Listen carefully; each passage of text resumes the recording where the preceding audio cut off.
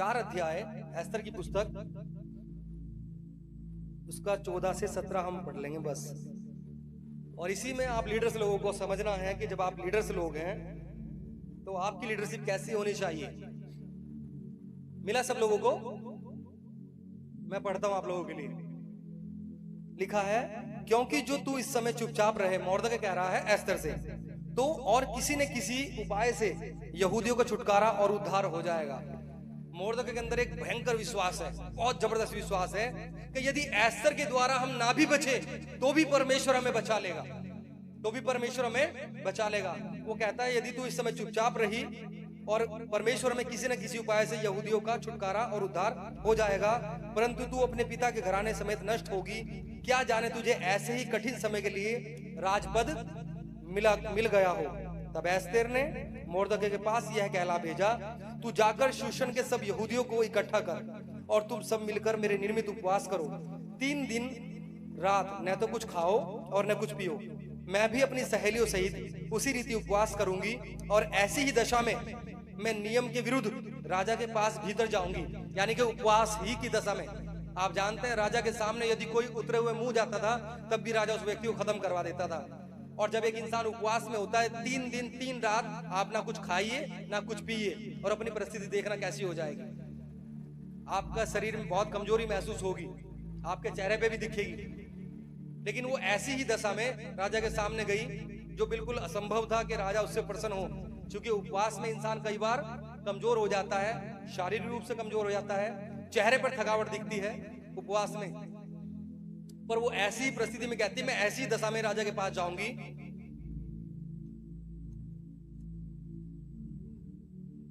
कहती, और ऐसी ही दशा में मैं नियम के विरुद्ध राजा के पास भीतर जाऊंगी, और यदि नष्ट हो गई तो हो गई। तब मोर्दकै चला गया और एस्तर की आज्ञा के अनुसार ही उसने किया। आप जानते हैं, यहाँ पे जबरदस्त लीडरशिप को देखने के लिए मिलता है।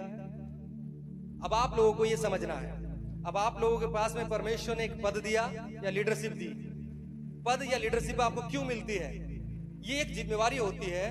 जब परमेश्वर किसी को पद देता है या लीडरशिप देता है, ये एक जिम्मेवारी देता है, और वो किसी मुख्य काम के लिए, विशेष काम के लिए आपका चुनाव करता है कि जब इस व्यक्ति का चुनाव किया है तो परमेश्वर का एक उद्देश्य होता है। और जब हम एस्तर को देखते हैं, यदि एस्तर रानी बनी थी, यदि एस्तर एक यतीम बच्ची को परमेश्वर ने रानी बना दिया, तो एस्तर भी परमेश्वर के नियमों के अनुसार, परमेश्वर के आदेशानुसार अपने काम में खरी उतरती है। अपनी जान पर खेल करके, अपनी जान पर खेल करके वो परमेश्वर के काम को पूरा करती है। क्योंकि ये जो लीडरशिप होती है या पद होता है, पद नहीं, एक जिम्मेवारी होती है। क्या होती है? एक जिम्मेवारी है। अभी आप लोग कुर्सियों पे बैठे हैं ना, आप लीडर्स लोग हैं, आपके पास में एक जिम्मेवारी दी गई है। आप लोगों को भेजा गया है प्रार्थना के साथ में, अलग अलग गांव में, अलग अलग जगहों पे, अलग अलग झुंडों के ऊपर आप लोग अपना काम कर रहे हैं। आप लोगों के पास ये पद नहीं, एक जिम्मेवारी परमेश्वर ने दी है। और एस्तर को एक पद नहीं मिला था रानी का, उसे एक जिम्मेवारी मिली थी और उसने जिम्मेवारी को निभाया। अपनी जान पर खेल करके भी उसने परमेश्वर के साथ रहना मंजूर किया। राजा के सामने गई और एक बड़ा छुटकारा एस्तर के द्वारा हुआ। परमेश्वर आज एक ऐसी लीडरशिप चाहता है जैसी एस्तर के अंदर देखने के लिए मिलती है, उपवास प्रार्थना के साथ में। ऐसे नहीं, उपवास प्रार्थना के साथ में लीडरशिप करती है, फैसले लेती है, अपने लोगों के छुटकारे के लिए काम करती है। आज जब बपतिस्मे भी हैं, आप लोग जा रहे हैं, अभी एक जिम्मेवारी है, और परमेश्वर चाहता है एस्तर के समान हम अपनी जान को भी जोखिम में डाल दें, पर अपने लोगों के लिए, जिन लोगों पे आपको ठहराया जाता, जिन लोगों की आप चरवाही करते, उनके लिए आप एक मिसाल बने। अपने प्राण देने तक उन लोगों के लिए आप वफादार रहें। आपका काम हो रहा है, नहीं हो रहा है, आपका शरीर ठीक है, नहीं है, इससे मतलब नहीं होता है, पर परमेश्वर ने आपको एक जिम्मेवारी दी है। आमीन। आ रहा है समझ में? तो एक बहुत अच्छी लीडरशिप को हम देखते हैं, और ऐसी लीडरशिप जो प्राण देने तक के लिए भी तैयार। समझ पा रहे हैं? क्योंकि ये नियम था कि राजा के सामने कोई जा नहीं सकता जब तक राजा रनवास अपने राजभवन से नहीं आएगा। उसके सामने कोई जा नहीं सकता बिना उसकी आज्ञा के। अगर वो चला गया तो उसकी मौत तय है, क्योंकि राजा की आज्ञा का उल्लंघन था बिना उसकी आज्ञा के जाना। समझ पा रहे हैं? एक अच्छा चरवाहा, एक अच्छा लीडर अपने प्राण को भी प्रिय नहीं जानता है अपने लोगों के लिए।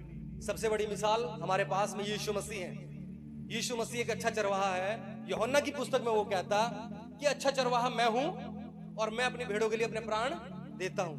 बाइबल ऐसा बताती है यीशु मसीह ने अंत तक अपने प्राणों की भी चिंता नहीं की, उस क्रूस के दर्द की भी चिंता नहीं की जो उसे क्रूस पे उठाना था, उस लज्जा की भी चिंता नहीं की, उस बेइज्जती की चिंता नहीं की। आप जानते हैं यीशु मसीह ने हमारे लिए कांटों का ताज पहन लिया, हमारे ही लिए अपने हाथों में कीलें ठुकवाई, पैरों में कीलें ठुकवाई, उसे कोड़े मारे गए, उसके बदन से मांस उधेड़ लिया गया। सोचिए, उसकी दाढ़ी के बाल नोचे गए, उसके सर में कांटों का ताज डाल दिया गया, लेकिन फिर भी उसने एक अच्छी लीडरशिप दिखाई। वो लीडरशिप जो परमेश्वर की ओर से होती है, एक अच्छा चरवाहा, एक सच्चा चरवाहा, एक सच्चा लीडर। यीशु मसीह हमारे सामने सबसे बड़ा नमूना है। तो आज जब आप लीडरशिप में हैं, आज जब आप परमेश्वर के लोग हैं, क्या आप वफादार हैं परमेश्वर के प्रति? क्या आप दो नाव में सवार नहीं हैं? क्या सचमुच में आप परमेश्वर के प्रति वफादार हैं? कलीसिया, मैं आपसे कह रहा हूं, यदि आप परमेश्वर के प्रति वफादार हैं तो परमेश्वर भी आपके प्रति वफादार है। आमीन। समझ आ रहा है? तो इस बात को आपको समझना बहुत आवश्यक है। अगर यीशु मसीह हमारे लिए प्राण दे सकता, एक सबसे अच्छी लीडरशिप का नमूना, अपनी भेड़ों के लिए अपने प्राण देता। आज जो भेड़े आप चरा रहे हैं, जिससे परमेश्वर ने आपको ठहरा दिया है, तो परमेश्वर उनका लेखा आपसे लेगा। आज जो बपतिस्मे आप देंगे, उनका लेखा आपसे लिया जाएगा। जब पानी में आप उतरते हैं, उनका लेखा आपसे लिया जाता है। तो आप इस बात को समझना कि जब आप लीडरशिप करते हैं, एक ऐसी लीडरशिप करें जैसी बाइबल बताती है, जैसे हम एस्तर के जीवन से देखते हैं या फिर पतरस पौलुस के जीवन से देखते हैं, प्रभु के दास दासियों के जीवन से देखते हैं। आज ऐसी लीडरशिप की मांग परमेश्वर हमसे कर रहा है, और परमेश्वर को एस्तर के समान कोई व्यक्ति नहीं मिल पा रहा है। परमेश्वर को पौलुस के, पतरस के समान व्यक्ति नहीं मिल पा रहा है।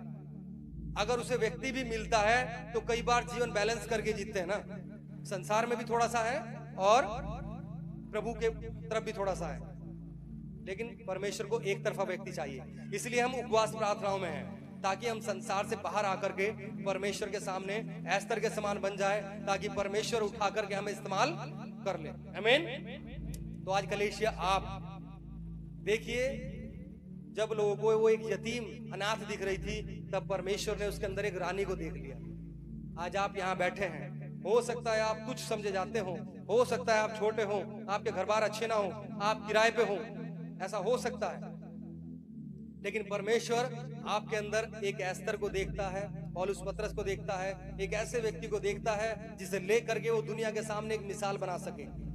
बशर्ते उसे ऐसा व्यक्ति चाहिए जो पूर्ण रूप से अपने आप को उसके प्रति समर्पित कर दे। आमीन। आ रहा है समझ में? ऐसी कोई बात जो समझ ना आ रही हो आगे समझ में? तो ये घटना सेर्स के समय में घटी। पहली वापसी